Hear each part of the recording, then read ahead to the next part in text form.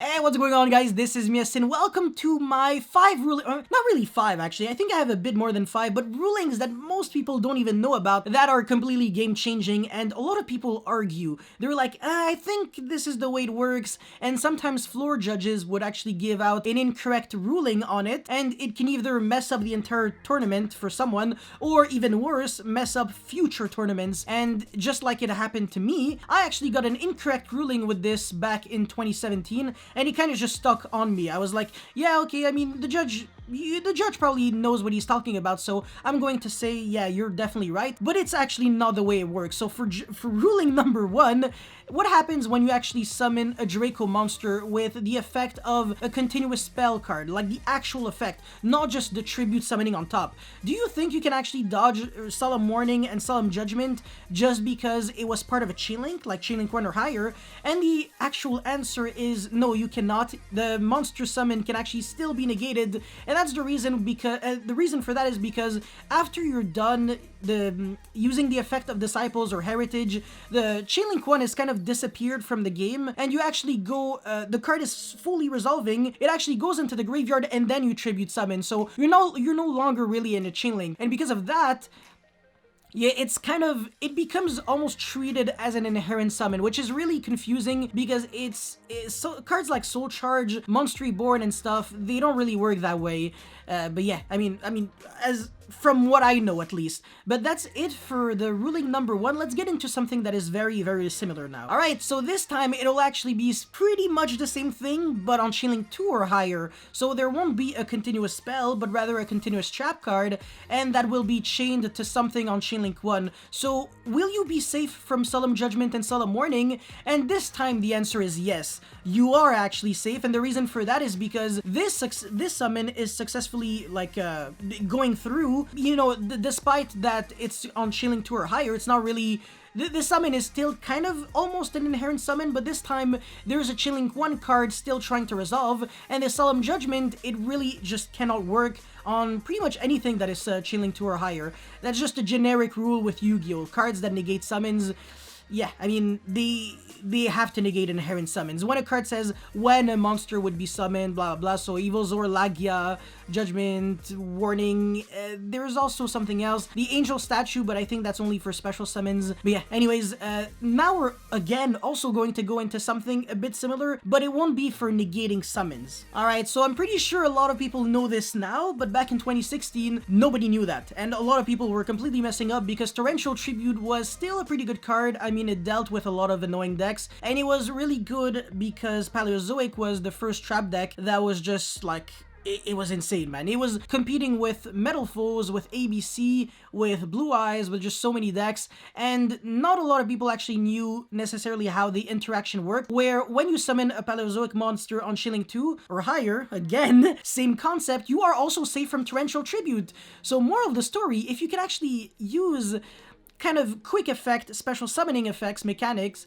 well, actually try to do that, because you're not only safe from Solemn Warning, Solemn Judgment, Evil Zor, Lagia, but also from Torrential Tribute, even though it doesn't negate summon, because it says when a monster is summoned, destroy all monsters on the field. But in this situation, the last thing to happen in the chain was actually the Chain Link 1 Paleozoic Canadia to try to Book of Moon the second Blue Eyes White Dragon. So it's just, it's literally that simple, and kind of that crazy, ridiculous thing that when you know about it, you're like, oh my god, no way, this kind of changes everything I want to do. For example, Ice Dragon's Prison, instead of actually just always going Chain Link 1, Ice Dragon's Prison, and then, you know, trying to revive back a monster when you're trying to attack for game, even if you don't want to banish 2, what you can actually do is activate like a random card, like a, I don't know, Upstart Goblin or whatever. It's just a random example, and then to your own Upstart, you go Chain Link 2 Ice Dragon's Prison, summon a monster like Ultimate Conductor Tyranno from your opponent's graveyard, and now your opponent, even though he has a Torrential Tribute, he cannot flip it anymore because the Upstart Goblin in Chain Link 1 is completely screwing him over. But yeah, that's pretty much hilarious and beautiful. Let's get into the next ruling. Alright, I can see a lot of people messing up this one, but it works for a certain reason. So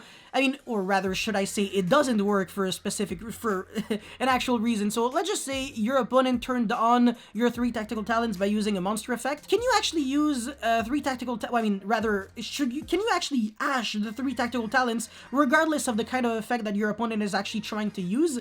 And the answer is no. You can can only specifically ash the effect that your opponent declared it's the draw 2 effect. So if it's steal a monster your opponent controls, or look at your opponent's hand and make them lose 1 card, you can't ash this. And you might be kind of mixing this up with a lot of other rulings and say, oh yeah, but those effects always include a card to draw cards, so ash should work on them. But the thing is, 3 Tactical Talents is activate one of these effects. So the effect of 3 Tactical Talents become one of the effects that you choose. So when you actually activate the card initially, you pretty much have to declare what kind of effect you're using, and if it doesn't match what your opponent is actually capable of interacting with you, it's just not going to work. So it's definitely because of the wording. A lot of people might actually get mixed up again, but we're going to kind of clarify this with the next ruling actually. Alright, so can you ash Kowloon? It's interesting because if they have 0 gates on the field, the only first effect is like, well actually there's no first effect, and when they have like 2 or more gates, it's like all Virtual World gain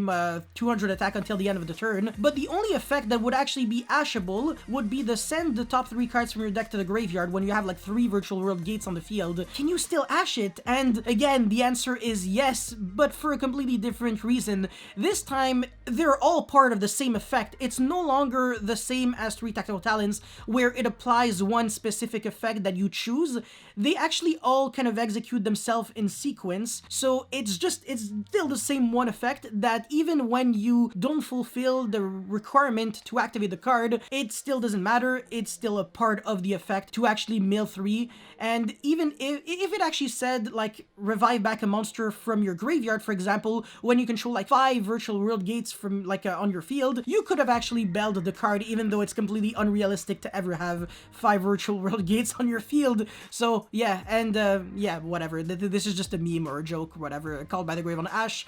Boom, Ghost Bell on it. So absolutely beautiful. Let's get into the next one. Alright, I can also see a lot of people messing up this one, and that includes myself in the very beginning, where I was kind of comparing this to another kind of interaction, but it's also different and it's not gonna work the way you think it will. So let's just say your opponent is actually summoning back Dingirsu with the Symbol Skeleton, and he's actually using the effect to attach back a monster, like an Orcus monster from the Banish to it. What happens if you actually use Ghost Ogre on it? Is it actually going to still equip, but then go to the graveyard, or is it just not going to equip and the Dingirsu is going to be in the graveyard, the cards are going to stay banished? And the reason for the answer is actually Dingirsu won't be able to attach the material, and it's kind of comparable to it's very similar to, let's just say, LP, you know, being able to special summon to a zone 2 link monster points to. Let's just say you had like LP with like Appaloosa or Skulldeat, whatever, and no other monsters, you go LP effect and then you get Ogred. There's no longer a zone that both monsters point to because LP zone just no longer exists on the board,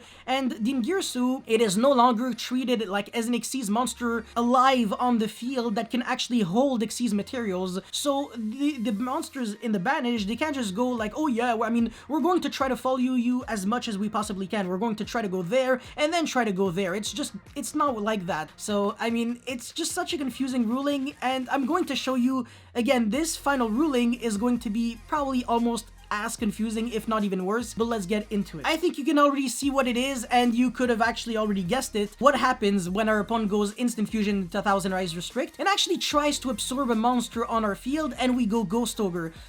Are we randomly gonna dodge the 1000 Eyes Restrict, or is the monster going to go there and then in the graveyard? So it's actually not the exact same as the Dingirsu interaction. It's a bit different than you think, but honestly, this one, I'm not even sure if I can actually explain it very well, because in my head it would kind of have to follow the same logic Dingirsu does, but no, actually your monster still goes to the graveyard. It's trying to resolve as much as possible the 1000 Eyes Restrict by still trying to kind of absorb it and then letting it die.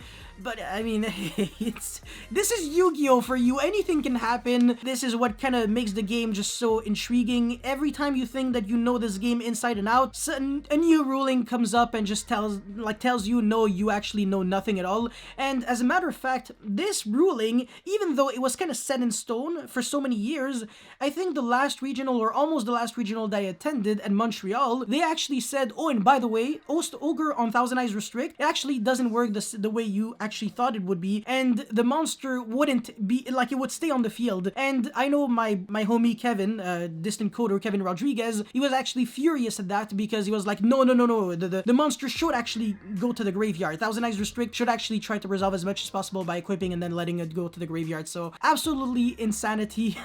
But yeah, I mean, I hope you guys were able to learn a thing or two with those crazy rulings, really complicated but definitely game winning and worthwhile. So if you learned something, please let me know in the comment section below. And also, if you have any comments, feedback, suggestions, anything, please let me know as well. Don't forget to like and subscribe because it motivates me a lot to keep making videos like these. And that's pretty much it. Thank you for watching. I'll see you next time. Peace.